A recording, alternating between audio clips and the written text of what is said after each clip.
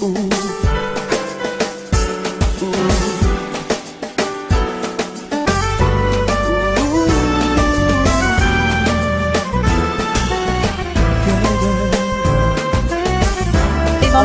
Talon, écoutez.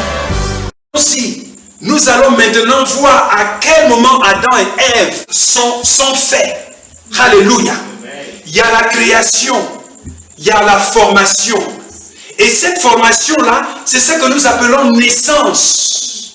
Nous allons voir la naissance d'Adam et la naissance de Ève, parce qu'ils sont déjà créés. Ils sont dans l'Esprit de Dieu. Comme nous sommes tous dans l'Esprit de Dieu, les enfants que vous aurez sont déjà en Dieu. Alléluia. Souvenez-vous, c'est pourquoi Dieu dit à Jérémie, avant que tu ne sois formé dans le ventre de ta mère. Vous voyez, il parle de la formation, avant que tu ne sois formé. Parce que c'est Dieu qui a formé Adam. Il a formé Ève. Maintenant, la formation de tout homme se trouve dans le ventre de la femme. Oh, gloire, gloire, gloire, gloire. Alléluia. Chapitre 2. Oh. Je sens comme si je dois m'asseoir. Alléluia. Le chapitre 2. Allons-y au verset 7 directement.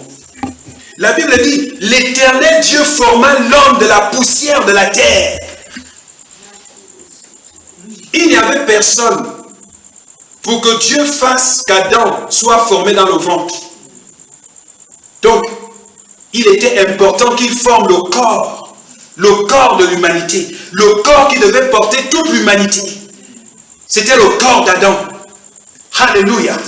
Donc, le chapitre 2 du livre de Genèse, le verset 7, nous montre maintenant la naissance d'Adam, la formation de son corps et comment Adam va naître. Alléluia. Le verset 7 dit, l'Éternel Dieu forma l'homme de la poussière de la terre. Il souffla dans ses narines un souffle de vie et l'homme devint un être vivant. Alléluia. Voici la naissance d'Adam. Laissez-moi lire ça parce qu'il y a quelque chose là-dedans, dans ce verset. Alléluia.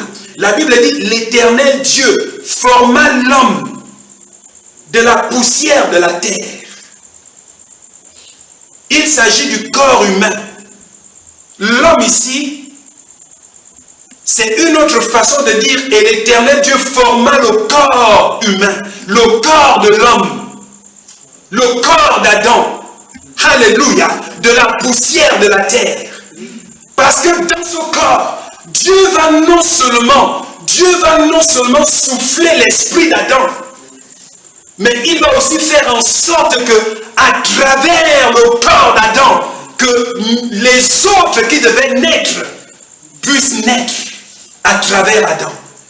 Alléluia. Amen. L'Éternel Dieu forma l'homme de la poussière de la terre. Il souffla dans les narines un souffle de vie. Et l'homme devint un être vivant. Alléluia. Ça veut dire en d'autres termes que le corps que Dieu avait formé, ce n'était pas Adam. Mais ce corps est devenu la propriété d'Adam. Au moment où Dieu souffle, au moment où Dieu transfère l'esprit d'Adam dans ce corps est devenu le corps d'Adam. Alléluia. Et vous savez ici, c'est très important. Parce qu'aujourd'hui, nous parlons des gens qui sont possédés des démons. C'est à cause de ce principe.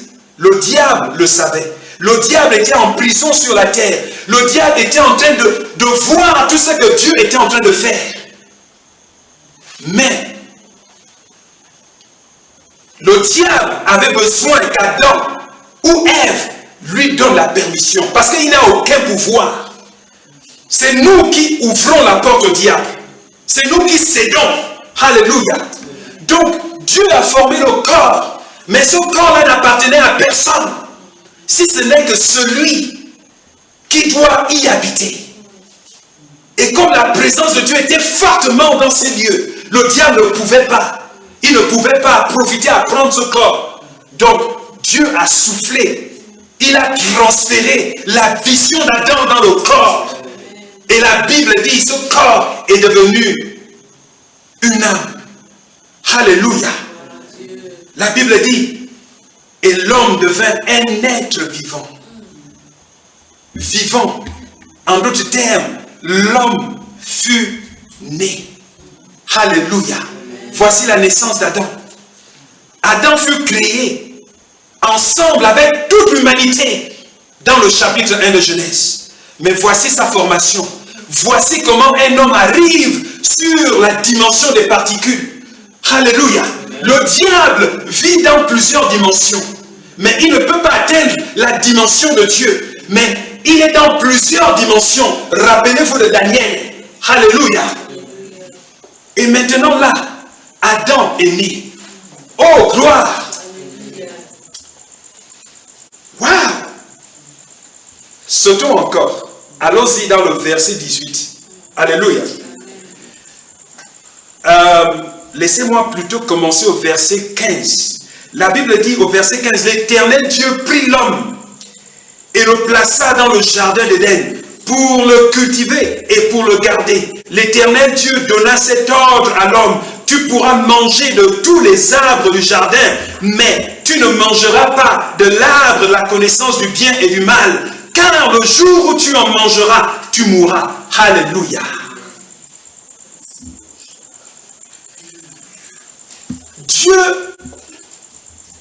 Dieu dans toute sa sagesse, il se rassure qu'Adam soit imprégné du fait que le diable est sur la terre. Non seulement le diable, mais les forces du mal. C'est pourquoi Dieu place dans le jardin un arbre de vie. Pour qu'aussi longtemps qu'Adam mange cet arbre, il aura la vie éternelle. Mais également Dieu place dans ce même jardin un arbre qui porte le fruit de la connaissance du bien et du mal.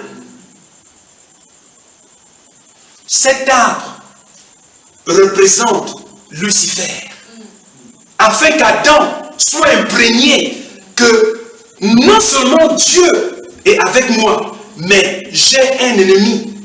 Il n'est pas un ennemi de Dieu dans ce sens-là, qu'il n'est pas au niveau de Dieu, il ne peut pas combattre Dieu. Dieu est le Tout-Puissant. Dieu est au-dessus de toutes choses. C'est pourquoi dans son cœur, quand il était encore au ciel, il se disait, je monterai au-dessus des étoiles de Dieu. Pourquoi? Parce qu'il voulait atteindre le niveau de Dieu. Même au ciel, les anges, en fait, ne peuvent pas voir Dieu. Lorsqu'ils adorent, lorsqu'ils disent Hosanna, la gloire de Dieu change à chaque instant. Si bien qu'ils ne savent pas comment appeler Dieu, ils ne savent pas comment décrire Dieu. Lorsqu'ils voient que tout est jaune, ils adorent Dieu. Quand ils ouvrent les yeux, c'est maintenant vert. Ils se demandent, quelle est cette créature? Il est le Dieu des dieux. Alléluia. Oh, gloire, gloire, gloire, gloire. Je ne peux pas finir ça. C'est trop. Alléluia. Dieu lui montre. Fais attention. Le diable est là. Alléluia. Afin qu'il le sache. C'est vrai, beaucoup enseignent que cet arbre-là représente le sexe. Tout ce qu'on vous a enseigné, ça ne rime pas. Alléluia. Ça ne rime pas. Mais voici le but de l'arbre de vie. Alléluia.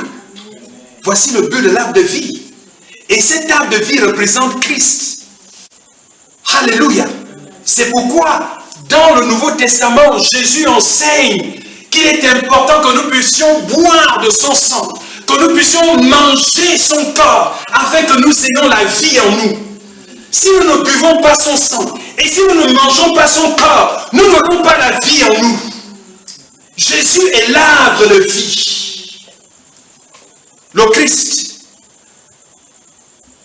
Parce que Dieu n'était pas surpris de ce qui devait arriver. Dieu avait un plan B.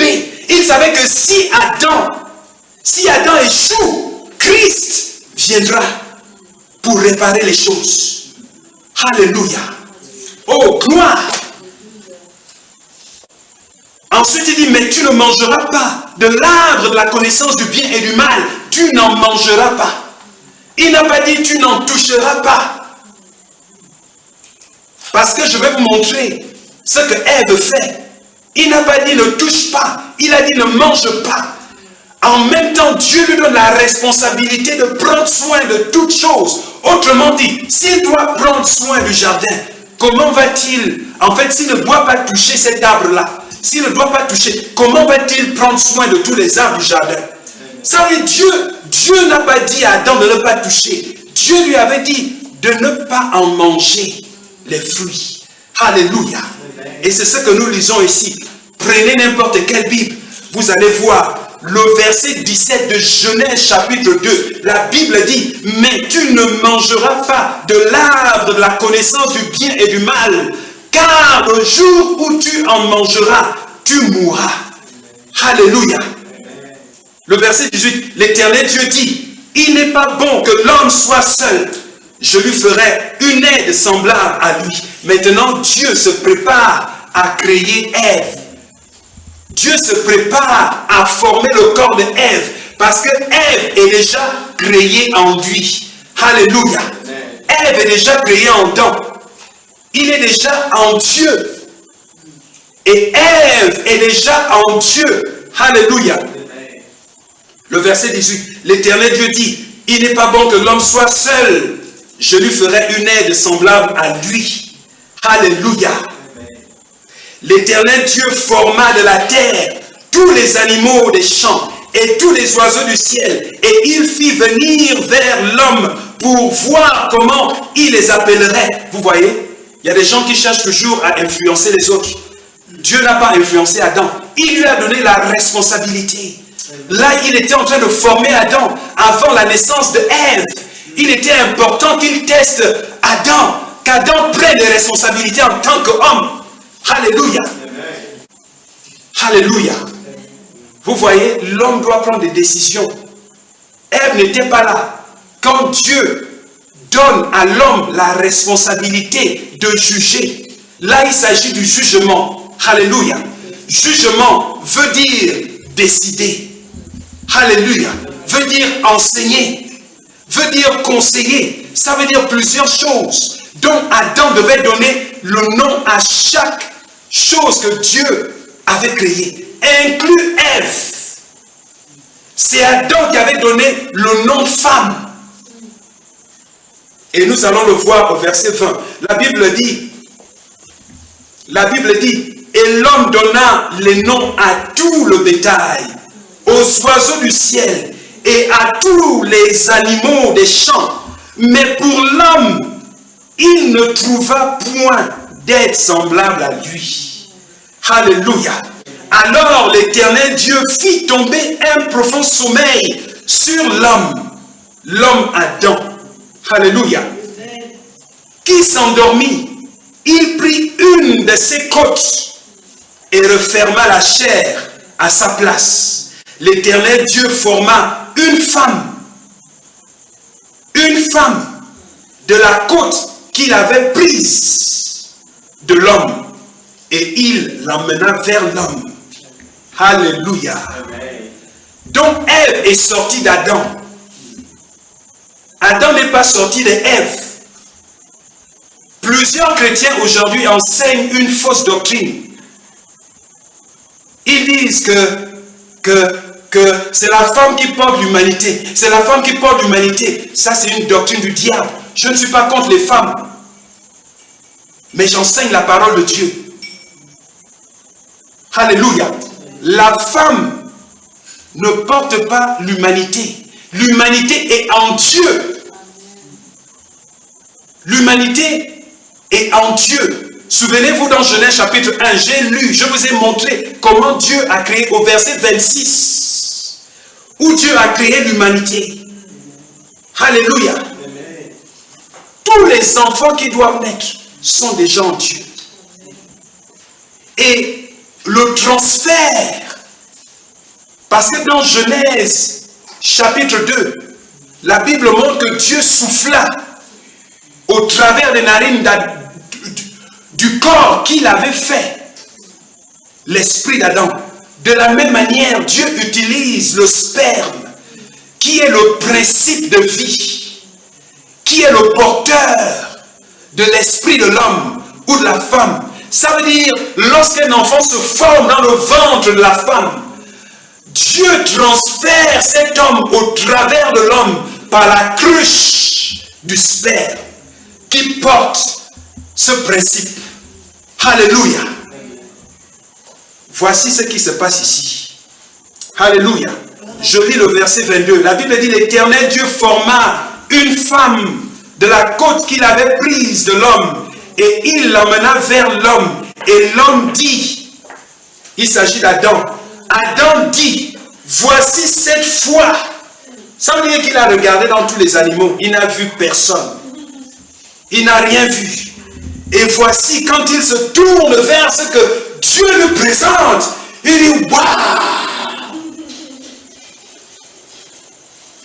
Voici cette fois. Celle qui est os de mes os et chair de ma chair. On l'appellera. Vous voyez, Adam est un prophète. Il prophétise. Pour ceux qui connaissent le terme prophétie, si vous avez déjà été enseigné sur la prophétie, il enseigne maintenant. Non seulement il déclare, mais il va enseigner. Ce n'est pas Dieu qui enseigne ici. Lisez ça attentivement. Alléluia. Adam dit, voici cette fois, celle qui est os de mes os et chair de ma chair. On l'appellera femme. C'est lui qui donne le nom à Ève. Le nom de Ève, c'est femme. Ève est une femme. Alléluia. On l'appellera femme parce qu'elle a été prise de l'homme. Alléluia. Oh, gloire. Verset 24. C'est pourquoi, vous voyez là maintenant, Adam enseigne maintenant les générations à venir. C'est ce que nous enseignons dans les églises. Lorsque nous célébrons les mariages, nous enseignons partout. Ce n'était pas Paul, ce n'était pas Jésus, c'était Adam. Donc Adam est le premier prophète de Dieu. Il est le premier enseignant parce qu'il a enseigné à ses enfants. Si nous avons le livre de Genèse, c'est parce que Adam avait enseigné à ses enfants. Et les enfants ont enseigné à leurs enfants. Et c'est comme ça. Alléluia. Il dit, voici cette fois celle qui est os de mes os, chair de ma chair. On l'appellera femme parce qu'elle a été prise de l'homme. C'est pourquoi l'homme quittera son père et sa mère et s'attachera à sa femme. Et ils deviendront une seule chair. Pourquoi? Parce que Ève est sortie de lui. Ève est sortie de lui. Et maintenant, Adam nous enseigne que l'homme quittera son père et sa mère et s'attachera à sa femme afin que les deux deviennent une seule chair. Alléluia. C'est un ministère. C'est une décision entre les deux de devenir une seule chair. Ce n'est pas une seule personne qui doit travailler à ce que les deux deviennent une seule chair. Non, c'est le travail des deux. Chacun est responsable. C'est une entreprise. Alléluia. C'est une institution. C'est une institution. Alléluia. C'est ce que nous appelons mariage. Merci de nous avoir suivis.